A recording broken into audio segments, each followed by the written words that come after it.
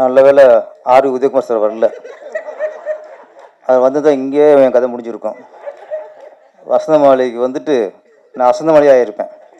ஆமாம், 10 வருஷத்துக்கு ரொம்ப நன்றி. ஆமாம் ஆமாம் ஆமாம். இல்லை இல்லை இல்லை, சொல்ல கால் இருக்கு இங்கே. ஆமாம், வீடியோ இருக்குது. இல்லை இப்போ நேரம் அந்த ஃபோன் பண்ணியிருப்பாங்க, யாராவது அடிச்சிருப்பாங்க நேரம். ஆமாம், நாளைக்கு கச்சேரி ஆரம்பம். ஆமாம் ஆமாம். சபரிமலைக்கு பக்தர்லாம் போவாங்க, ஒரு குரூப்பாக போவாங்க. அதில் 40 வருஷம் 50 வருஷம் போனவங்களாம் குருசாமியாக இருப்பாங்க. அப்புறம் 10 வருஷம் 5 வருஷம் போனவங்களும் கூட போவாங்க. அதில் கன்னிச்சாமின்னு இருப்பாங்க, புதுசாக போகிறவங்க கன்னிச்சாமிப்பாங்க. இந்த மேடையில் நிறைய குருசாமிகள். நான் கன்னிச்சாமி. இதில் மூத்த குருசாமிங்கிறது ஈஸ்வரி குணான சார் தான். அதுக்கடுத்து நம்ம சித்ரா லட்சுமண சார். ஆமாம், அதனால் இந்த குருசாமி நிறைந்த அவையை வணங்கி இந்த கன்னிச்சாமி கன்னி பேச்சு ஆரம்பிக்கிறேன். வசந்தமாளியை பார்த்த உடனே நம்ம அரவிந்தராஜ் சார் கொஞ்சம் மூடு கொண்டுட்டார். சொல்லிட்டார், படம் பார்த்த உடனே நம்ம நல்லா இருக்குங்கிறோம், சூப்பராக இருக்குது. அவர் ஈஸ்வரி குணா சார் வந்து பல்கலைக்கழகம்னாரு எல்லாம்னாரு. அவர் திருப்பி லவ் பண்ணுற மூடு வந்துச்சுட்டார். அவர் ஒன்றும் தடையில்லை சார், என்ன நாளைக்கே ஆரம்பிச்சிருங்க, என்ன கொஞ்சம் வீட்டில் சொல்லிட்டு ஆரம்பிங்க. அது 2 3 வீடு இருக்கா? அதை 3 வீட்டு சொல்லுங்க, 3 வீட்டு சொல்லுங்க, 3 வீட்டு சொல்லிட்டு 4வது ஆரம்பிச்சிருங்க. இப்போ ஏன்னா வசந்த அந்த படம் பார்த்துட்டு நான் அப்படி கவனித்தேன் அவரை.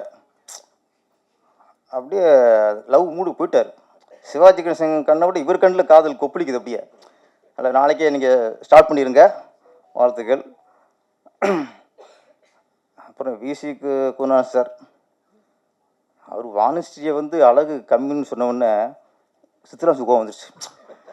ஏன்னா வாணிஸ்ரீ ரசிகனுடைய தலைவரே அவர் தான். அப்போ அதுக்கப்புறம் பத்திரிகையாளர்லாம் முதல்ல வாணிஸ்ரீ ரசிகனுடைய தலைவர் அவர் தான். என்ன சார்? ஆமாம், அந்த கொண்டை இருக்க வாணிஸ்ரீ கொண்டைங்கிறது ஃபேமஸ். ஆமாம், அந்த கொண்டைக்கு இவர் தான் ரசிகர். சார் கொஞ்சம் வாபஸ் வாங்கிருங்க சார். வாணிஸ்ரீ வந்து கலர் கம்மியாக இருக்கலாம், அழகு கம்மி இல்லை. ஆமாம், நீங்கள் வந்து கலரை பார்க்காதீங்க, அழகை பாருங்க. ஆமாம் ஆமாம் ஆமாம், அங்கேயும் செயலாளர் தான், அங்கேயும் தலைவர் ஆக முடியல, நிறைய அங்கங்கேயும் ஆப்பு தான் நம்மளுக்கு. அப்புறம் விசி குணா சார் சொன்னார் சிவாஜி கணேசனை பற்றி. அந்த அவர் பல்கலைக்கழகம், அவர்கிட்ட எல்லாம் நடிப்பை கற்றுக்கணும், நடிகர்லாம் அவர்கிட்ட நிறைய கற்றுக்கொண்ட விஷயம் நிறையா இருக்குனாரு. அது நடிப்புலாம் கற்றுக்கணும் சார், அவ்வளோ பெரிய இதெல்லாம் பேராசப்படாதீங்க, அவ்வளோலாம் வேணாம், ஒன்றே ஒன்று கற்றுக்கலாம், டைமிங்கு ஷூட்டிங் வர்றது. நீங்கள் அதை கற்றுட்டா போதும். இப்போ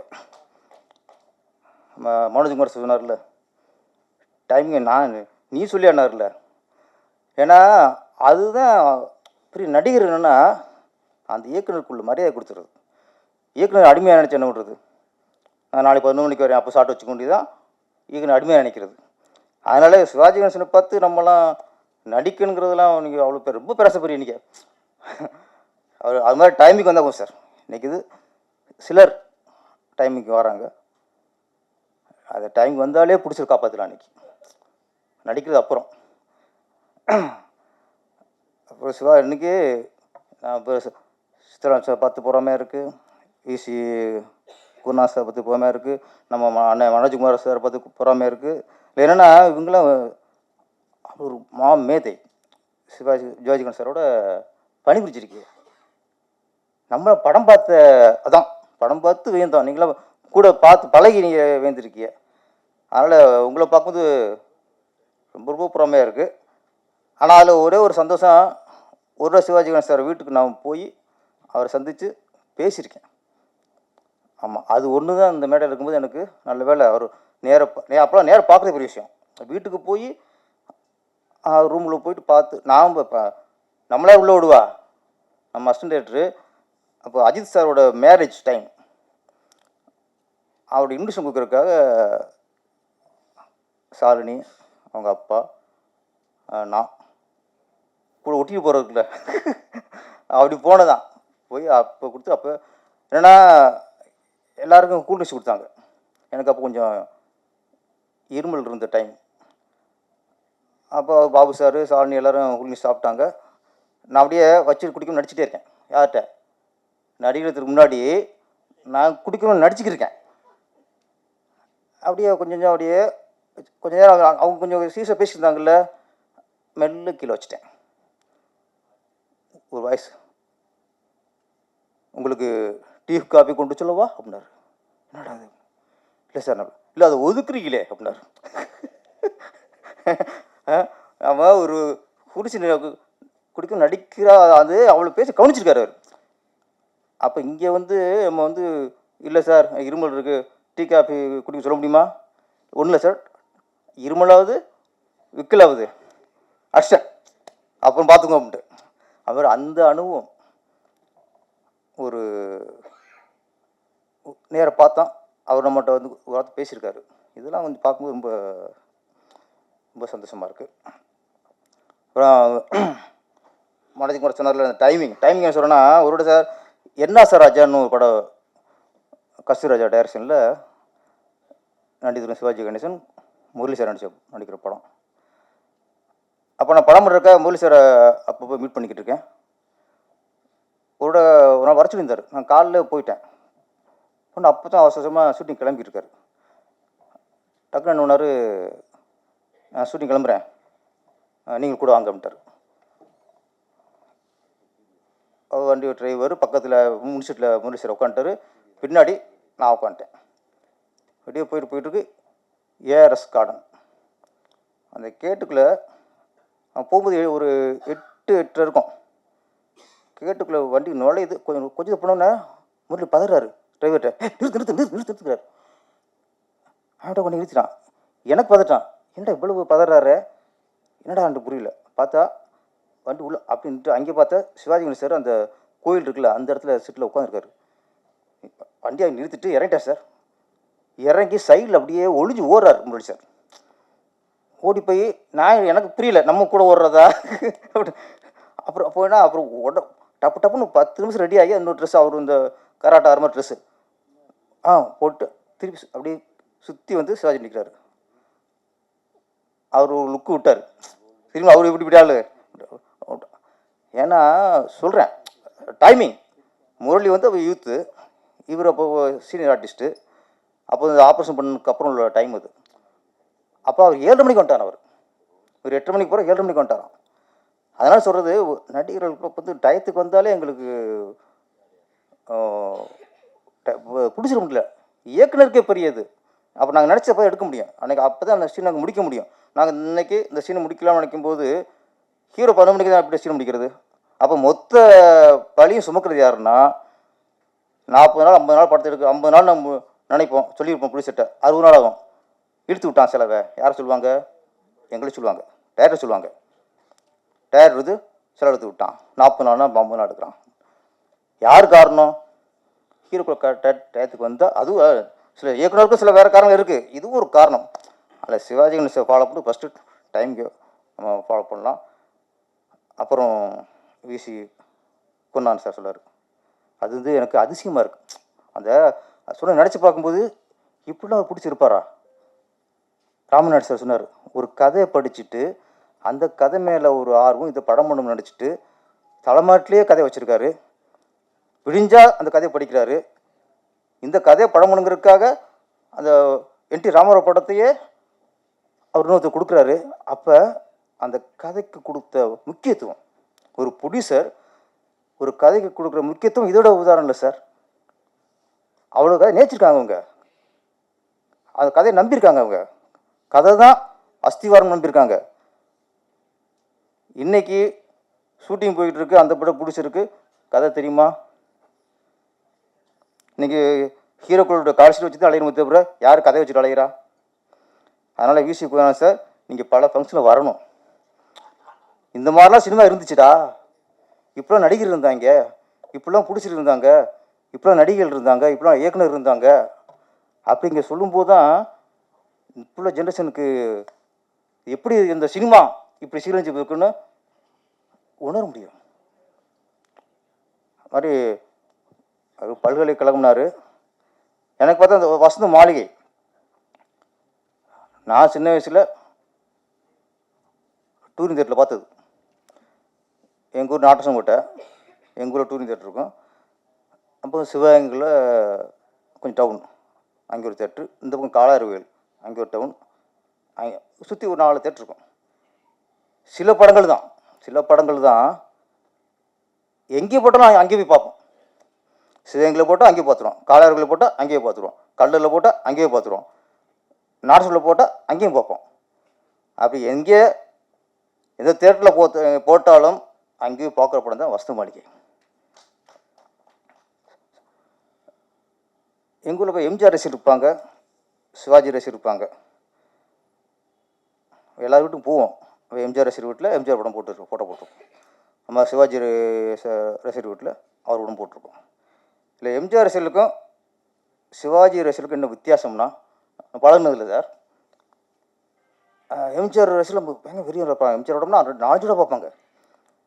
சிவாஜி ரசிகர்கிட்ட ஒரு சிறப்பு, அது சிவாஜி அவருக்கு உள்ள சிறப்பு எப்படின்னா, சிவாஜி ரசிகர்கள் ரொம்ப தீவிரமாக இருப்பாங்க.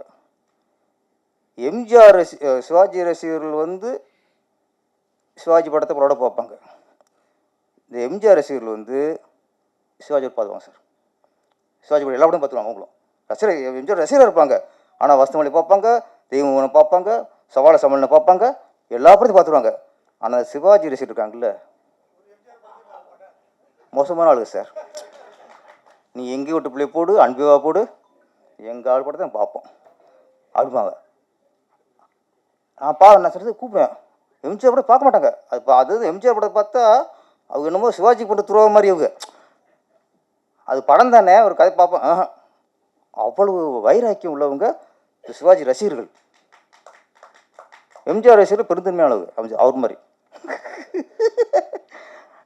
நான் இல்லை அப்போ அப்போயே நான் சின்ன வயசுல தெரியாது, என்னடா அவங்க வரமாட்டேங்கிறாங்களே, எம்ஜிஆர் எதிரி மாதிரி நினைக்கிறாங்க அப்படின்னு நினைக்கிறது. ஏன்னா எம்ஜிஆர் படம்ங்கிறது ஒரு கமர்ஷியல் படம். எல்லாமே இருக்கும்ல, ஃபைட் இருக்கும், சாங் இருக்கும், எல்லா மக்களும் பார்க்கறதுக்கான படம் எம்ஜிஆர் படம். சிவாஜி கணேசங்கிறது முழுக்க கலை ரசிகருக்கான படம், நடிப்பு ரசிகருக்கான படம். எவன் கலையை ரசிக்கிறானோ நடிப்பு ரசிக்கிறானோ என்ன சார், எங்கேயாவது நம்ம ஒரு பணம் கொடுத்து ஒரு சர்க்கஸுக்கு போவோம், பணம் கொடுத்து ஒரு கச்சேரிக்கு போவோம், பணம் கொடுத்து எங்கேயும் சந்தோஷமாக இருக்கோ அங்கே பணம் கொடுத்து பார்ப்போம். ஆனால் பணம் கொடுத்து எங்கேயாவது அழுக போவோமா? பணம் கொடுத்து அழுக போவோமா? பணம் கொடுத்து அழுக போகிறது சிவாஜி படம் தான். சரி, ஒரு அழுதாச்சு, வசங்களை பார்த்துட்டு கடைசி அந்த ரத்தம் கக்குறாரு பார்த்து அழுதாச்சு. திரும்ப பணம் கொடுத்தா பார்ப்போமா? போய் பணம் கொடுத்து 10 பஞ்சோடு அழுகிறது சிவாஜி கணேசன் படம் தான். அதில் இது வசந்த மாளிகை அது பெருமையை ரொம்ப எடுத்துக்கிச்சது. டூரிங் தேட்டரில் நிரப்பத்தில டூரிங் தேட்டரு அந்த காம்பவுண்ட் ஷோ மாதிரி அந்த கீத்தை வச்சு சுற்றி கட்டியிருப்பாங்க. நாங்கள் அந்த ஈவினிங் ஷோ போய் டிக்கெட் கிடைக்காது. சரி, அடுத்த ஷோ பார்க்குறக்கணும். படம் ஓடும்போது அந்த சைடில் ஸ்க்ரீன் அந்த உட்காந்துருது, இந்த சாங் கேட்குறது, டைலாக் கேட்குறது. இந்த டைலாக் கேட்கும்போது மனசுக்குள்ள ஒரு பூரிப்புங்க சார். அடுத்து போய் திரையில் பார்க்க போகிறோம், அடுத்து இந்த சாங்கை போய் நம்ம அடுத்து உள்ளே போய் பார்க்க போகிறோம் அப்படின்னு இதை கேட்கும்போதே ஒரு கனவு உலகத்தை போகும் பாருங்க. அதுதான் சார் சினிமாவோட ஈர்ப்பு. அந்த சுகம் கிடைக்காது. என்ன எதிர்பார்ப்பு நம்மளுக்கு? பூரிப்பு. அப்போ வசனத்தையும் டைலாக்கும் வெளியே இருந்து ஒட்டு கேட்டு அடுத்து டிக்கெட் எடுத்து உள்ளே போகிறது. உள்ளே போன அப்போலாம் விஷயம் அந்த நன்றி நல்வரம் போடுவாங்க ஃபஸ்ட்டு ஸ்லைடு. அந்த நல்வரம் ஸ்லைடு போட்டதுக்கு கிளாஸ் அடிப்போம். சென்சார் சிப்டுக்கார கிளாஸ் அடிச்சுப்போமா? இப்போலாம் ஹீரோ இன்ட்ரடக்ஷன் அதை காலை காட்டினா கையை காட்டினா பில்டப் தான் நம்ம கிளாஸ் அடிப்போம். அப்போலாம் சென்சார் அந்த சர்டிஃபிகேட்டுக்கு கிளாஸ் அடிப்போம். எப்போ எந்த படத்துக்கு? வசந்த மாளிகை மாதிரி படத்துக்கு. ஏன்னா அந்த படத்தினோட ஈர்ப்புக்கு சென்சார் சர்டிஃபிகேட் கிளாஸ். அப்படி பார்த்த படம். இப்போ இதில் வந்து இந்த வசந்த மாளிகை, இந்த மாளிகைக்கு நிறைய பில்லர், நிறைய சொன்ன மாதிரி கண்ணாசனோட பாடல்கள் அது ஒரு பில்லர், கேவி மகாதனுடைய இசை அது ஒரு பில்லர். கேமராமேன் சாயங்காலம் படம் பார்க்கும்போதெல்லாம் பெயிண்டிங் பாருங்க சார், பெயிண்டிங் மாதிரி இருக்கும். ஷார்ட்ஸ் இப்போ பார்த்தோம், ஒவ்வொரு க்ளோஸ்அப்பும் அப்படி பெயிண்டிங் மாதிரி இருக்குது. வானிஸ்டி க்ளோஸ்அப் வச்சா அதெல்லாம் டக்கு முடிஞ்ச மாதிரி இருக்குது. இதில் இப்போலாம் எங்கே ரசிக்க வர்றாங்க? ஒரு ஹீரோயின் ஒரு பழையில் பாடுதுன்னா அந்த ஹீரோயின் யாரும் கண்டுபிடிக்கிறதுக்கு அடுத்த சரணத்தை பார்க்க முடியாது. டப்பு டப்பு டப்புன்னு என்னையா ரசிக்க விடுங்கய்யா, அதுக்கு சம்பளம் கொடுத்து நடிக்க வைக்கிறியா, நாங்கள் டிக்கெட் எடுத்து காசு கொடுத்து உள்ளே வரோம், யாருன்னு ஹீரோயின் கண்டுபிடிக்கிறதுக்கே சார் 2வது சரணத்தில் சார் நான் கண்டுபிடிக்கிறேன். ஓ இது திரிசாவா அப்படின்ட்டு பல்லவி தெரிய மாட்டேங்குது. அவ்வளோ ஃபாஸ்ட் கட்டிங். இங்கே இப்போ இப்படி வச்சுருக்காமாங்க, நல்லா ரசிங்கடா. குமார் சார் பான்ஸ்ரீ அழகாக அழகு கம்மி இருந்தால் கூட உங்களுக்கு ரசிக்க விட்டுங்க. என்ன சிவாஜி அந்த ஒரு ஷாட் அப்படி திரும்பினாருன்னா அந்த அந்த க்ளோஸ் முடிகிற வரைக்கும் நம்மளுக்கு ரசிச்சுட்டே இருக்கும் அந்த கண்ணு. ஆனால் இதில் பிகினிங் இந்த ஃப்ளைட்டில் வருவார்ல, அதில் தண்ணி அடிச்சுட்டு அந்த கண் அவ்வளோ சிவந்துருக்கும். உலகத்திலேயே சொல்கிறேன், அந்த கண்ணில் அவ்வளோ அந்த கோவப்பட மாதிரி இந்த சிவப்பா வச்சு காட்டின ஒரே ஆள் சிவாஜி கணேசன் தான் சார். கிளிசம் போடுவாங்க, கண்ணீர் வரும், எல்லாம் வரும். கண்ணுக்குள்ள மேக்கப் போட முடியுமா? கண்ணுக்கு சிவப்பு பெயிண்ட் தரணுமா? இங்கே ரோஸ் போடலாம், கண்மை போடலாம், கண்ணுக்குள்ள சிவப்பு பண்ண முடியுமா? அது யார் கொண்டு வந்தது? இப்போ மேக்கப் பண்ண கொண்டு வந்தானா? நடிகர் சிவாஜி கணேசன். கண்ணுக்குள்ள கண்ணை அவ்வளோ சிவப்பா எப்படி வேற யாரும் நம்ம பார்த்தது இல்லையா? இதுலேயும் அந்த 2 மனம் வேண்டும் சாங் போக அப்படி இருக்கும். பிறவி நடிகர். அதுக்கு லாஸ்ட் யாருக்காக அந்த ஒரு சாங் பார்த்து முடிச்சோடனே அந்த ஒரு ரத்தம் கக்கி அப்படி உட்காந்த உடனே நமக்கு பாட்டு பார்த்த மாதிரி இல்லை, படமே பார்த்த மாதிரி இருந்துச்சு. ஒரு படமே ஃபுல்லாக பார்த்த மாதிரி இருந்துச்சு ஒரு சாங்கில். அதுதான் கவிஞர் ஒரு பில்லர், மியூசிக் டைரக்டர் ஒரு பில்லர், கேமராமேன் ஒரு பில்லர், வசனம் பாலமுருகன் சார். நிறைய பேர் நிறைய விஷயம் சொன்னீங்க. ஆனால் இதில் மொத்த கதையுமே ஒரே ஒரு டைலாக் தான், ஒரு வரி தான். ஏன் இப்படி செஞ்ச? அதை தூக்கிட்டா கதை இல்லை. 2 இதயங்கிறது அப்புறம், அந்த 2யும் உதயமானதுக்கு என்ன காரணம்? ஏன் இப்படி செஞ்ச? அப்போ அந்த லவ்வர் அவருடைய கௌரவ பிரச்சனை போச்சு. என்ன யாரும் சந்தேகப்படலாம், உங்கள் அம்மா சந்தேகப்படலாம், யாரும் சந்தேகப்படலாம், உலகம் சந்தேகப்படலாம். ஆனால் நான் விரும்புகிற ஒருத்தன், ஆனால் திருட்டுப்பட்டம் வந்திருக்கும். அதில் கதாநாயகி மேலே திருட்டுப்பட்டம் சுட்டிடுவாங்க, இவ தான் எடுத்தானு ஒரு ஒரு ஜோடிச்சிருவாங்க அப்படியே. அப்போ எல்லாம் நம்பிடுவாங்க. சிவாஜி கணேசன் வந்து என்ன பண்ணியிருக்கணும்? அவளுக்கு தெரிஞ்சிருக்குல்ல, அவள் பண்ணியிருக்க மாட்டான்னு வாதாடி இருந்தால் கதை இல்லை. அவரும் ஏன் இப்படி செஞ்சேனார். அதனால கடைசி ரத்த கற்கள் ஆகிப்போச்சு சார். அந்த வார்த்தை ஏன்னா உசு ஒரு பொண்ணை லவ் பண்ணியிருக்கா, அவளும் நீ குடிகாரன், ஒரு கிண்ணத்தை எந்திரன்னு பாடுறீங்க, கூத்து அடிக்கிறீங்க, உன்னையும் பாடி அவள் நம்பி அவள் மனசை பறி கொடுத்துட்டா. அவள்கிட்ட போய் நீ ஏன் செஞ்சேன்னா ரத்தம் கைக்கு 2 சூழ்நிலை ஆகிப்போச்சு. அதுதான் கதை. அப்போது நிறைய படம் பார்த்துருக்கோம், நிறைய ட்விஸ்ட்டு, நிறைய பிளே இருக்கும். இப்போ கேசு கோபாலகிருஷ்ணன் படம்னா சீனுக்கு சீன் ட்விஸ்ட் இருக்கும். இதில் எதுவுமே இல்லை. அந்த ஒரு வார்த்தை கதை நகர்த்துது. அவங்களுக்குள்ள ஈகோ, ஒரு தவிப்பு, அவன் அந்த பொண்ணு கதாநாயகியோட அந்த வைராக்கியம். இப்படி கேட்டானே, இதுக்கப்புறம் எவனோ முகம் தெரியாத, யாருன்னே தெரியாது, அவன் கேட்டது தெரியாத எவனோ ஒருத்தனை கல்யாணம் பண்ண போகுது சார் கிளைமாக்ஸில். ஏன்? தன்னைத்தானே வருத்திக்குது. நம்ம நம்பின ஒருத்தன், நம்ம லவ் பண்ண ஒருத்தன் இப்படி கேட்டானே, இதை விட இதுக்கப்புறம் ஒருத்தன் அவன் கேட்டு தெரிஞ்சா அவன் நம்ம நாசம் பரவாயில்ல தான் போகுது. அதான் காதல், அதான் காதல். அங்கே பழியாட போகிற ரெடி ஆயிடுச்சு. ஆனால் இங்கே வாடுறதுக்கு ரெடி ஆகலை. நீ வசதியாக இருந்தானே, எது இருந்தானே என்ன தானே. பெண்ணுங்கிற சாதாரணம் இல்லை, பெண் மனசுங்கிற சாதாரணம் இல்லை, மிகப்பெரிய சக்தி. இதெல்லாம் தெரிஞ்சுக்கிட்டு தான் அரவிந்த் சார் அடுத்து லவ் பண்ணுறது தெரிஞ்சுங்க. ஈஸி இல்லை. பார்த்தோம் லீவிடும். வசந்தமாலை பார்த்துட்டு இந்த சாங்கில் கேட்டு இருப்போம் சார். அப்புறம் நமக்கு லவ்லாம் இல்லை, சின்ன பையன் தானே. இந்த சாங்லாம் கேட்க கேட்க நம்ம யாராவது லவ் பண்ணணும்னு தோணும். லவ் பண்ணிவிட்டு சக்ஸஸ் ஆகணும்னு நினைக்க மாட்டோம். நம்ம லவ் பண்ணணும், நம்மளை அந்த பொண்ணு தூக்கி போடணும், நம்ம இந்த பாடணும். யாருக்காக இது யாருக்காக இந்த மாளிகை வசந்த மாளிகை. அப்போ இந்த பாட்டை பாடுறதுக்காக லவ் பண்ணி தோக்கணும் தோணும் சார். அதான் சார் வசந்த மாளிகை. இப்போலாம் சால்வை சந்தோஷத்தில் போடுறாங்க, வரவங்கள சால்வை கூட சந்தோஷப்படுத்துறாங்க. அப்போல்லாம் சால்வு சோகத்தின் அடையாளம். அப்படி தோலை போட்டு அப்படி பார்த்தாலே சோகம், வந்துட்டான் வாக்கில், தோத்து முடிஞ்சு போச்சு கதை. அப்போ சால்வு போட்டாலே தேவதாஸ் முடிஞ்சு. இப்போ நல்லா மாற்றிட்டாங்க சார். இப்போலாம் இப்போ இது பார்த்தோன்னு வச்சுங்களேன், திருப்பி சால்வு போகிறக்க யோசிப்போம்.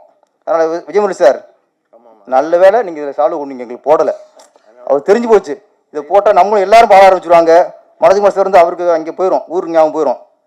2 மனம் வேண்டும் இறைவனிடம் கேட்டேன். அவருக்கு ஏகப்பட்ட மனம் இருக்கு. மனோஜ்குமார் சாதாரண இல்லை அவர். ஆனால் உங்களுக்கு பெரிய பாக்கியம் சார், சிவாஜி கணேசனை வச்சு நீங்கள் படம் எடுத்துட்டீங்க. நீங்கள் டேரக்டர் ஆனதுக்குள்ள மிகப்பெரிய ஒரு புண்ணியம். அது சம்பாதிச்சுங்க அடுத்த விஷயம், ஆத்ம திருப்தி ஒன்று இருக்கும்ல. அதனால் இந்த வசந்த மாளிகை இன்றும் இன்னைக்கு இளைஞர்களை பார்த்தாலும் சரி, என்னைக்கும் எவருக்கின் படம் பாங்கல சிவாஜி சார் படத்தில் இந்த வசந்த மாளிகைங்கிறது மிகப்பெரிய எவருக்கின். இதில் நான் சொன்னல எல்லா பில்லர்ன்ட்டு அத்தனை தூண் இருந்தாங்க. டைரக்டர் தூணு, கேமராமேன் தூணு, கவிஞர் தூணு, பாடல்கள் எல்லாமே தூணு. இது எல்லாத்துக்குமே இந்த வசந்த மாளிகை எல்லாம் தூணாக இருந்தாலும் இந்த வசந்த மாளிகைக்கு அந்த பில்டிங்க்கு அஸ்திவாரம் நடிகர் சிவாஜி கணேசனோட நடிப்பு. அதுதான் அஸ்திவாரம். அது தாங்கின பிள்ளர்கள் டெக்னீஷியனாக இருக்கலாம், நடிகராக இருக்கலாம். ஆனால் அந்த சிவாஜி நடிப்பு தான் இன்றைக்கும் நம்மளை ஈர்த்து உட்கார வச்சுருக்கு. நம்ம கோவை தம்பித்துறை அவர்கள் சொன்னார், சின்ன வயசில் சினிமாவை பற்றி பேசுனதே பாவம்பாங்க. ஆனால் இன்றைக்கி 80 வயசு வரைக்கும் சினிமாவில் வாழ்ந்துட்டு இருக்காரு.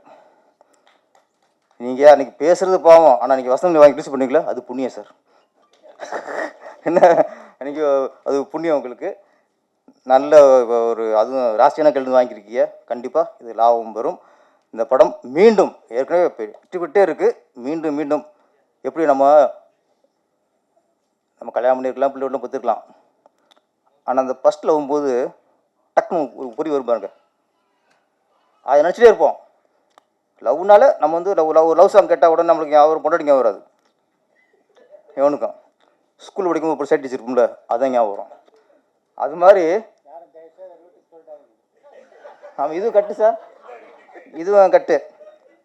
பிகினிங் சொன்னல உதயகுமாருக்கு, அதுவும் கட்டு, இதுவும் கட்டு. ஆமாம். அதனால் அந்த ஃபஸ்ட் லவ் அப்படிங்கும்போது லவ் சாங் கேட்டாலும் லவ் கதையை கேட்டாலும் டக்குனு பழைய ஃபஸ்ட்டில் ஒரு ஞாபகம் வர மாதிரி காதல் அப்படின்னு ஒரு ஸ்கிரிப்டுனாலே வசந்த மாளிகை ஞாபகத்துக்கு வரும். அதான் எவர்கிரீன். என்னைக்கு நினச்சாலும் எப்படி பழைய காதல் நினைக்க என்ன திருப்தி அதே மாட்டிக்கிறணும். எப்போ பழைய காதல் நினைச்சாலும் எப்படி சுகமாக இருக்கோ அதே சரி பரவாயில்ல மாட்டியாச்சு அப்புறம் அதே மாதிரி வசந்த மாளிகை எப்போ நினச்சாலும் சுகம் சுகம் சுகம் சுகம். நன்றி, வணக்கம்.